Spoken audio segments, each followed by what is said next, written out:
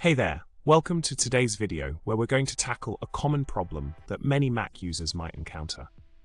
Imagine you have an external hard drive that's mysteriously disappeared from your Finder and Disk utility.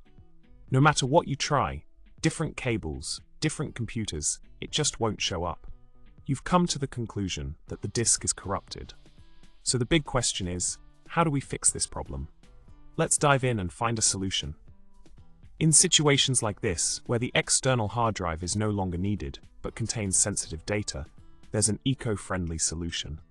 You can seek out a recycling firm that specializes in physically destroying the disk mechanism and reducing the platters to tiny bits. This ensures that your data is completely unrecoverable and the disk is disposed of properly. It's a win-win for you and the environment.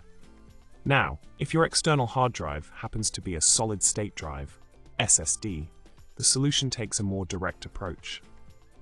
A couple of well-aimed whacks with a sledgehammer can pulverize the RAM chips to dust. It may sound drastic, but it's an effective way to ensure that the data stored on the SSD is irretrievable. Plus, you get to release some pent-up frustration in the process.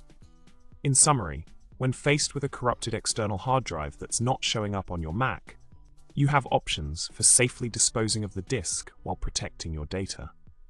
Whether it's utilizing a recycling firm for traditional hard drives or taking matters into your own hands, literally, with a SSD, there are solutions available. Remember to like this video, subscribe for more tech tips, and leave a comment below with your thoughts or your own clever way of dealing with finicky hard drives. Until next time, happy troubleshooting.